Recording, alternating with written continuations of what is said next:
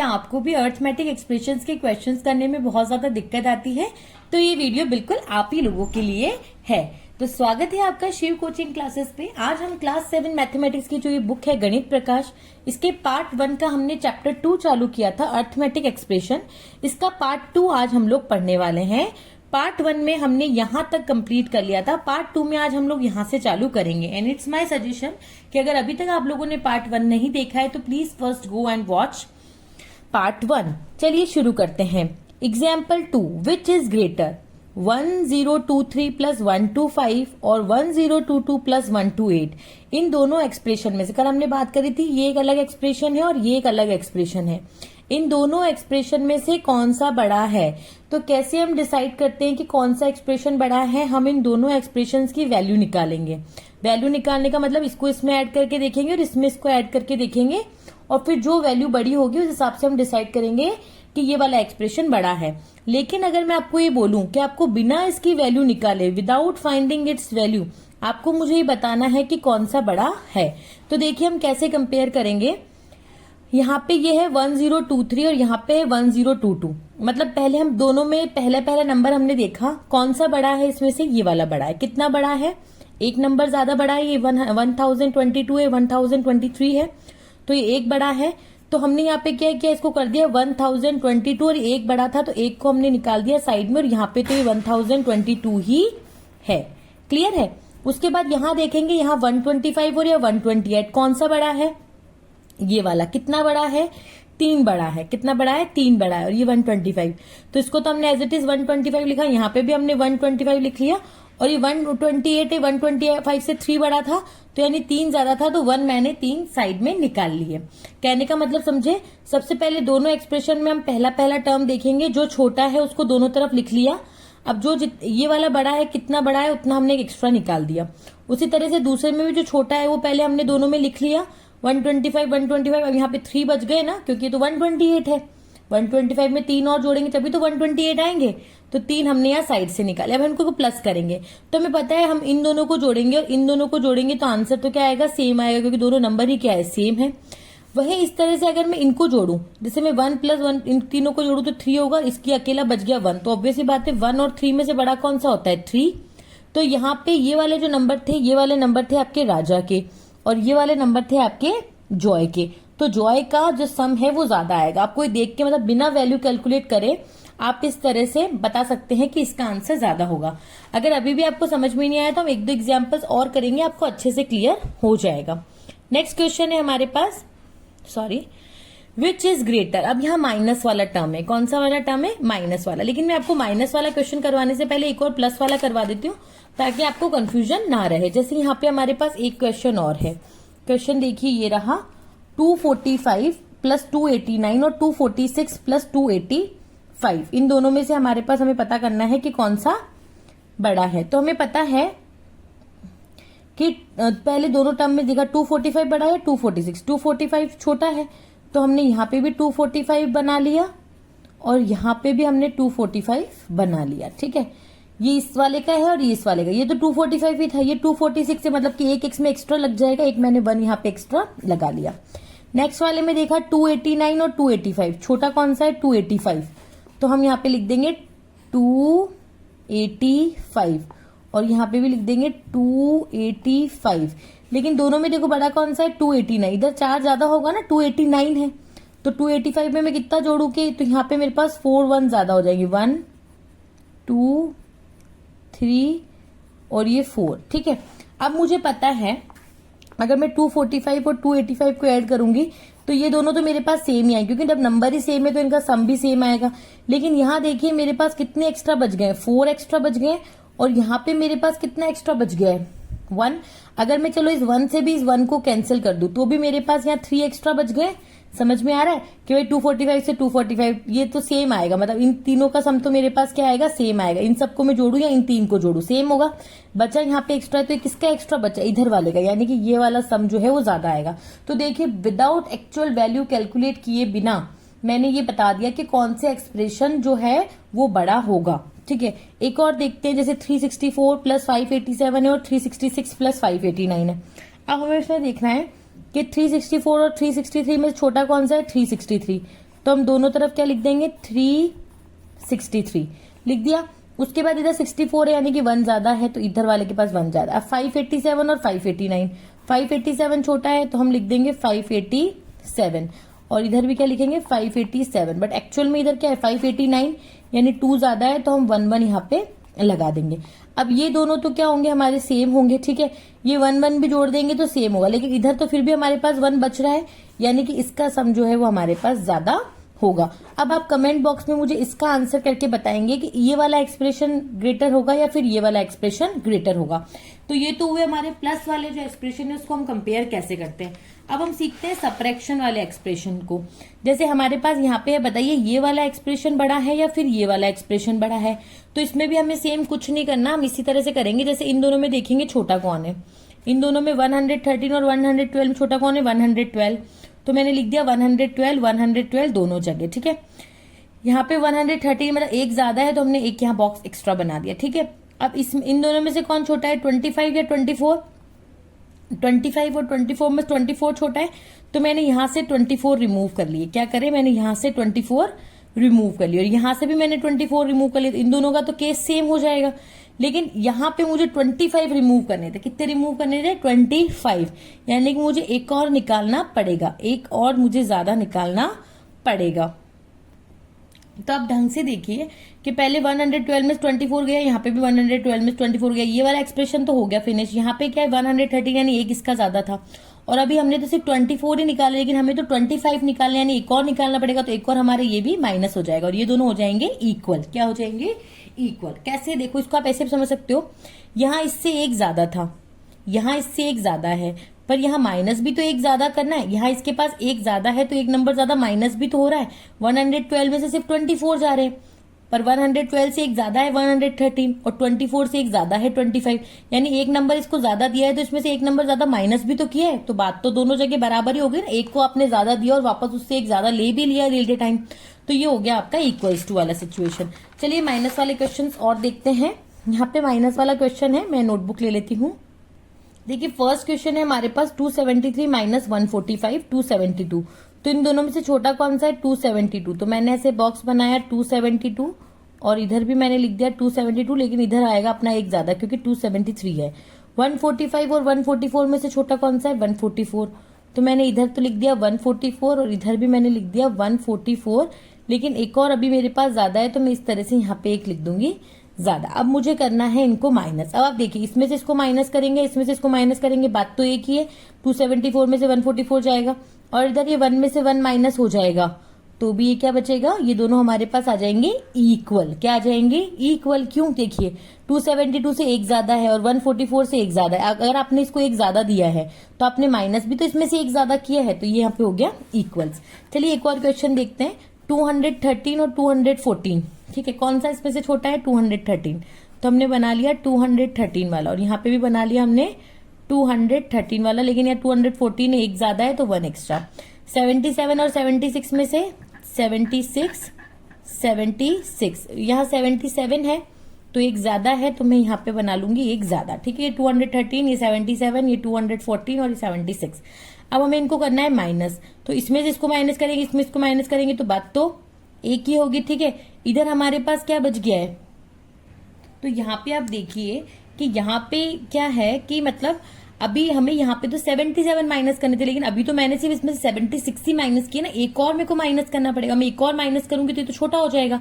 यहाँ तो 76 ही माइनस करने थे और मैं 76 माइनस कर चुकी हूँ और यहाँ पे मेरे पास अभी भी एक बचा है, तो ये वाला बड़ा होगा, ठीक है। और आप इसको ऐसे भी देख सकते हैं, यहाँ 213 था, यहाँ 214 है, एक ज्यादा है, या 77 या 76 या एक कम है, मतलब आपने इसको एक ज्यादा दिया और फिर इसमें से माइनस करते हो एक और कम है, एक ज्यादा दिया तो एक तो इसके पास यहाँ बढ़ गया, और जब आप माइनस भी आप बराबर नहीं कर रहे थे, इसमें से एक कम और माइनस करे तो एक और इसके पास बढ़ गया, मतलब इसके पास तो ऑलरेडी दो ज्यादा हो गए। तो इस तरह से आप एक्सप्रेशन को बिना उनकी वैल्यू फाइंड आउट करे कंपेयर कर सकते हैं। तो इसी के साथ देखिए हमने क्या कर लिया, इन दोनों एग्जाम्पल्स को कर लिया कंप्लीट और हमने ये वाले क्वेश्चंस भी कंप्लीट कर लिए।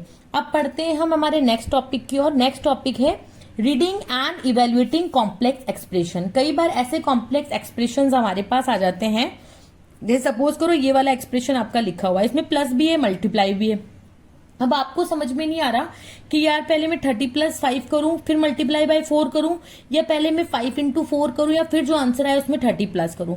तो इस तरह कॉम्प्लेक्स एक्सप्रेशन को किस तरह से इवेल्युएट करते हैं, किस तरह से पढ़ते हैं, चलिए देखते हैं। समटाइम जब expression is not accompanied by context, there can be more than one way of evaluating its value. In such case we need some tools and rules to specify how exactly the expression has to be evaluated. जैसे कि कई बार इस तरह के expression हमारे पास आ जाते हैं, तो एक से ज्यादा तरीके हमारे पास होते हैं इनको इवेल्युएट करने के। तो हमें मतलब कुछ रूल्स और कुछ टूल्स हमारे पास होने चाहिए कि जिससे हम एग्जैक्ट पता कर सके कि भाई पहले हमें मल्टीप्लाई करना है या पहले हमें प्लस करना है। जैसे अगर मैं इंग्लिश लैंग्वेज में बात करूं, देखिए एक ही सेंटेंस है, अगर उसको आपने प्रॉपर कॉमा या पंक्चुएशन मार्क नहीं लगाए तो उसके डिफरेंट डिफरेंट मीनिंग निकल जाएंगे। जैसे इसने बोला Shalini sat next to a friend with toys, इसका मतलब है the friend has toys and Shalini sat next to her. इसका मतलब है शालिनी जो है वो उस दोस्त के पास बैठी है जिसके पास टॉयज हैं। The friend has toys and Shalini sat next to her, के शालिनी उसके पास बैठी है, उस दोस्त के बगल में बैठी है जिसके पास टॉयज हैं। लेकिन अगर यहाँ पे प्रॉपर फ्रेंड के बाद देखिए कॉमा लगाया गया, Shalini sat next to a friend with toys, के शालिनी अपने टॉयज के साथ फ्रेंड के साथ बैठी है, शालिनी के खुद के टॉय हैं। देखिए इस सेंटेंस से क्या समझ में आ रहा है, एक कॉमा लगाते ही कि शालिनी के पास खुद के टॉयज हैं और वो अपने दोस्त के पास बैठी है। और जब आपने यहाँ पे कॉमा नहीं लगाया तो क्या लग रहा है कि फ्रेंड के टॉय है और जिस फ्रेंड के पास टॉयज है शालिनी उसके पास बैठी हुई है। तो सेंटेंस बिना पंक्चुएशन के उनके दो मीनिंग निकल गए। तो अगर आप अप्रोप्रिएट यूज करेंगे कॉमा तो आप बता पाएंगे कि सेंटेंस क्या कहना चाह रहा है। उसी तरह से एक्सप्रेशन जो है उसको भी हम एक से ज्यादा वे में इवेल्युएट कर सकते हैं। जैसे कि सपोज करो यहाँ पे एक एग्जाम्पल दे रखा है, मालेश ने ब्रॉट किए 30 marbles to the playground. Arun bought 5 bags of marble with 4 marbles in each bag. How many marbles does Malesh and Arun bring to the playground? कि मालेश जो है उसने 30 मार्बल खरीदे हैं और अरुण जो है उसने 5 बैग खरीदे मार्बल के, और हर बैग में 4 है। देखिए 4 बैग है उसके पास, कितने बैग है उसके पास, 4 बैग है।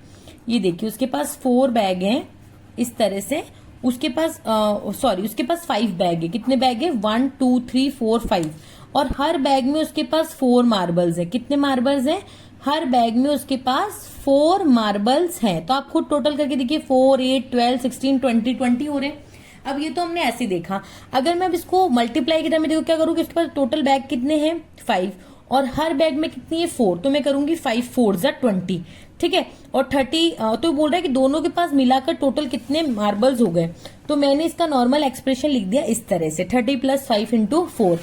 सो अब मुझे इसका पीछे का कॉन्टेक्स्ट नहीं पता, तो पूर्णा ने जो इसकी वैल्यू निकाली वो निकाली 140। कैसे निकाली, 140। अब पूर्णा ने क्या किया देखो मैं आपको बताती हूँ। एक्सप्रेशन क्या था हमारे पास, 30 + 5 × 4। तो पूर्णा ने पहले इनको ऐड किया, तो 30 + 5 कितना आ गया 35, और फिर जो आंसर आया उसको 4 से इंटू किया तो पूर्णा के पास वैल्यू आई 140। तो उसने क्या किया, पहले इनको जोड़ा, फिर जो आंसर आया उसको 4 से मल्टीप्लाई किया। बट मालेश को जो इसकी वैल्यू आई वो आई 50। उसने क्या किया, पहले 5 और 4 को मल्टीप्लाई किया, सेम वही का वही एक्सप्रेशन, लेकिन उसने पहले इन दोनों को मल्टीप्लाई किया और फिर जो आंसर आया उसमें इसको ऐड किया। तो 30 + 20 कितना आ गया हमारे पास 50। बट इन दिस केस मालेश जो है वो राइट है, पूर्णा का आंसर गलत है। क्यों, क्योंकि उसने सिर्फ एक्सप्रेशन को देखा, उसे क्लियर नहीं था कि हमें पहले एडिशन करना है या multiplication. So just as punctuation marks are used to resolve confusion in language, brackets and the notion of terms are used in mathematics to resolve the confusion in evaluating expression. जैसे English की language में किसी sentence की हिंदी समझने के लिए हम लोग पंक्चुएशन मार्क्स का यूज करते हैं, उसी तरह से मैथ्स में किसी एक्सप्रेशन को सॉल्व करने के लिए, सही उसका आंसर इवेल्युएट करने के लिए हम लोग ब्रैकेट्स और नोशन ऑफ टर्म्स का यूज करते हैं। मतलब हम क्या करेंगे, इसमें अलग अलग टर्म्स बना लेंगे। जैसे मैंने इसके ब्रैकेट लगा दिया तो ये पूरी एक टर्म हो गई और ये पूरी एक टर्म हो गई। जैसे हमारे पास एक्सप्रेशन लिखा हुआ था 30 + 5 × 4, तो मैंने यहाँ पे क्या लगा दिए, ब्रैकेट लगा दिए। ब्रैकेट लगाने से ये पूरी मेरी एक टर्म में काउंट हो गई, ये पूरी मेरी एक टर्म में काउंट हो गई। इस तरह से हम नोशन ऑफ टर्म्स और ब्रैकेट्स को यूज में लेते हैं एक्सप्रेशंस में कंफ्यूजन को दूर करने के लिए और एक्सप्रेशंस के आंसर को ठीक से इवेल्युएट करने के लिए। अब हमारा नेक्स्ट टॉपिक है brackets in expression. In this expression, to find the number of marbles, we had to first multiply 5 and 4 and then add this product to 30. This order of operation is clarified by the use of bracket.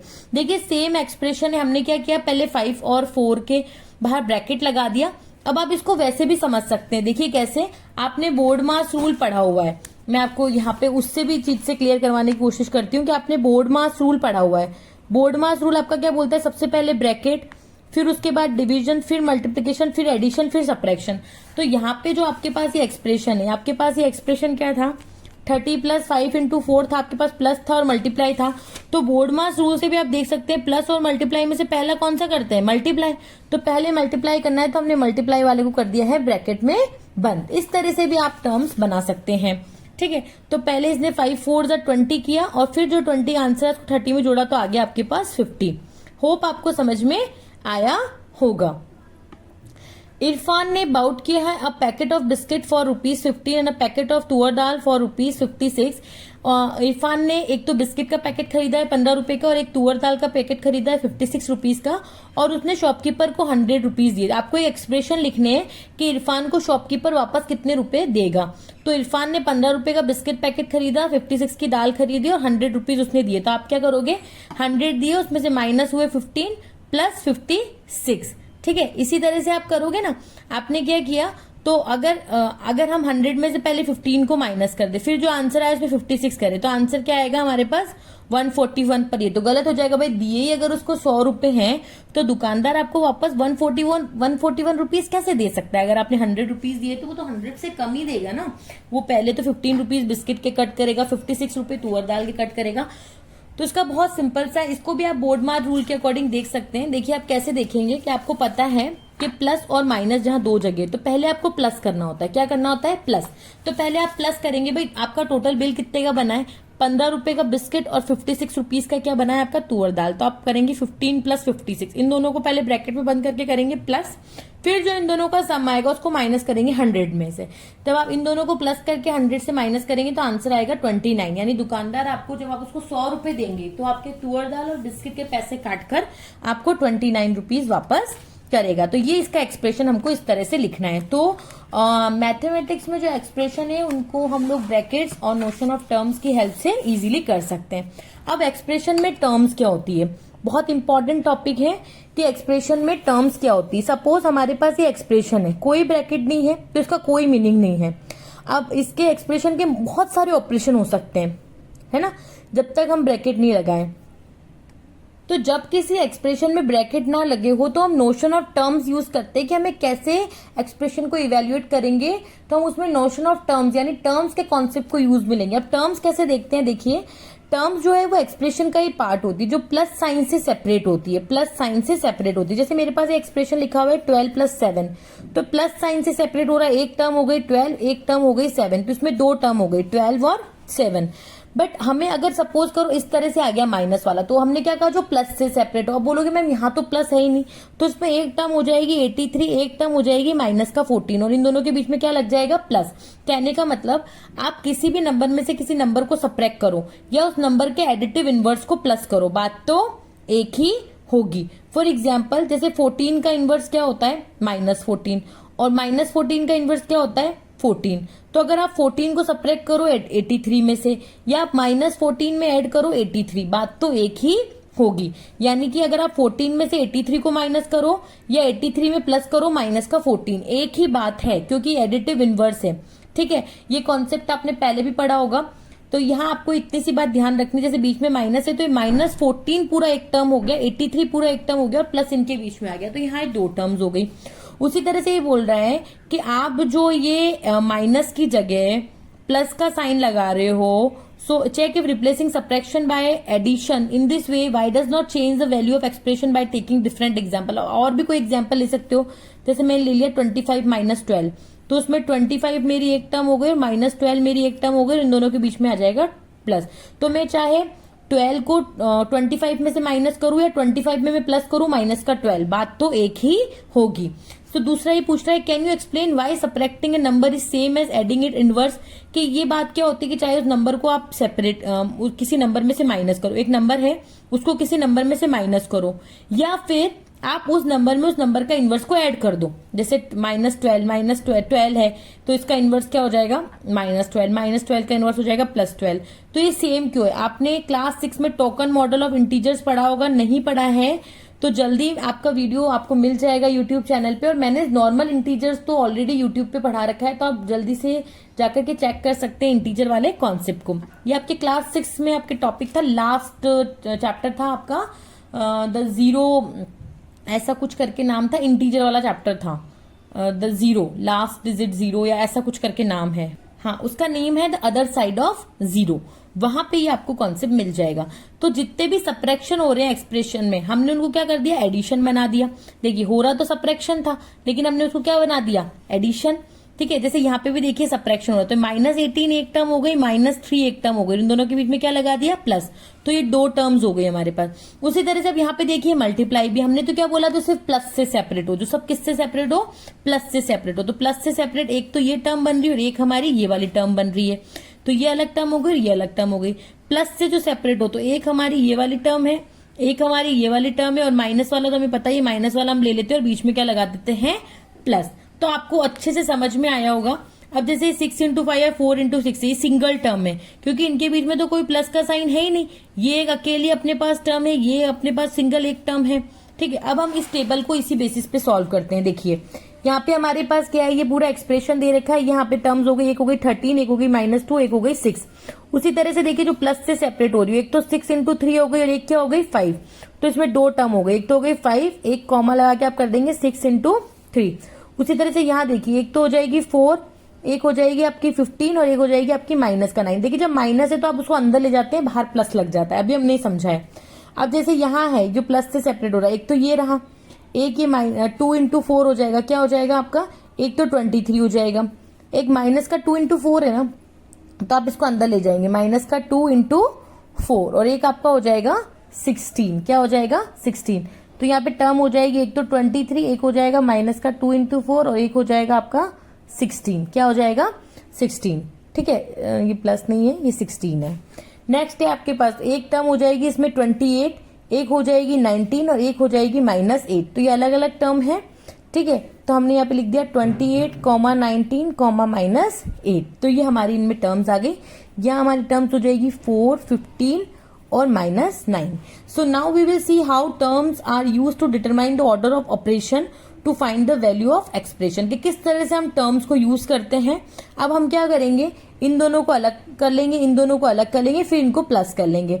उसी तरह से यहाँ पे हम लोग क्या करेंगे, 4 + 15 करेंगे, और प्लस माइनस क्या होता है, माइनस होता है इंटीजर्स के अकॉर्डिंग। तो इन दोनों को प्लस करके फिर इसमें से माइनस करेंगे। उसी तरह से पहले इन दोनों को मल्टीप्लाई कर लेंगे अलग से। अब देखिए जैसे सपोज कीजिए मैं आपको इस वाले को सॉल्व करके दिखाती हूँ। देखिए यहाँ पे अब हम इसको सॉल्व करेंगे। यहाँ पे हम सबसे पहले करेंगे -2 इंटू 4, तो क्या आ जाएगा माइनस का 8, ये प्लस का 16 हमारे पास इधर है ही, और यहाँ है हमारे पास 23। तो अब मैं इसको सिंपल सॉल्व कर सकती हूँ। देखिए कैसे करेंगे हम लोग, क्या करेंगे हम लोग, सबसे पहले आप बताइए प्लस करेंगे या फिर माइनस करेंगे। बोर्ड मास रूल के अकॉर्डिंग क्या होता है हमारा, बोर्ड मास रूल क्या बोलता है उसी के अकॉर्डिंग चलेंगे। पहले एडिशन फिर सब्ट्रैक्शन। तो पहले हम लोग क्या करेंगे, एडिशन। क्या करेंगे, सो आपका 8 + 16 कितना हो जाएगा, 24 हो जाएगा। यहाँ आपका आ जाएगा 23। ठीक है, जैसे आपने इन दोनों को पहले प्लस कर लिया। ठीक है, हमने इनको प्लस कर लिया, बाहर माइनस से माइनस आ जाएगा, 23 -24। तो यहाँ पे क्या आ जाएगा हमारे पास, माइनस का 1। ठीक है, तो क्या ये आंसर हमारा सही है, सभी लोग जल्दी से बताइए। नहीं, वो आंसर हमारा सही नहीं है। क्यों, क्योंकि हम तो ऑलरेडी टर्म्स को सॉल्व करके ये वैल्यूज हमने निकाली है, जैसे 23 -8 + 16। तो हम इनके बाहर फिर ब्रैकेट क्यों लगाना है हमें, हमने ऑलरेडी टर्म्स को सॉल्व कर करके फिर ये वाली वैल्यूज निकाली है ना, तो हम सीधा इनको करेंगे। अब इसका करने का तरीका क्या है, जैसे इसके आगे कुछ नहीं है तो क्या है, प्लस का ही नंबर होगा। तो हम क्या करते हैं, या तो प्लस प्लस वालों को एक साथ प्लस कर लो, फिर जो भी आंसर आए उसमें से -8 कर देना, या फिर आप ऐसे भी कर सकते हैं, 23 में सबसे पहले 8 माइनस करो, फिर जो आंसर आए उसमें 16 को प्लस करो। तो बेस्ट वे, पहले हम प्लस प्लस वालों को प्लस कर लेते हैं। जैसे 23 + 16 किया तो हमारे पास क्या आ जाएगा, 2 + 1 3 एंड 3 + 6 39, प्लस का 39। अब प्लस का 39 में से 8 जाएगा तो क्या बचेगा आपके पास, 31। सो देखिए यहाँ आपका आंसर क्या आ रहा था, -1, जो कि गलत था, क्योंकि आपने यहाँ ब्रैकेट लगा के उस हिसाब से सॉल्व कर दिया। लेकिन यहाँ ऑलरेडी हम टर्म्स बना चुके थे, हम उन टर्म्स को सॉल्व करके सिंपली हमें उन्हें प्लस माइनस करके वैल्यू को निकालना है। सो होप आपको ये अच्छे से समझ में आया होगा। अगर आपको मेरा वीडियो पसंद आया तो प्लीज सब्सक्राइब माय चैनल। इसी तरह से मैथ्स की क्लास 7 के मैथ्स के हर एक चैप्टर को, हर एक पेज पे जो भी क्वेश्चन उसको आसान तरीके से पढ़ना चाहते हैं तो मेरे चैनल को जरूर सब्सक्राइब करें। और अगर आपको नेक्स्ट वीडियो चाहिए या नेक्स्ट पार्ट चाहिए तो जल्दी से कमेंट कर दीजिए कमेंट बॉक्स में पार्ट 3, तो जल्दी से आपको पार्ट 3 मिल जाएगा। तब तक के लिए bye bye, take care, thank you.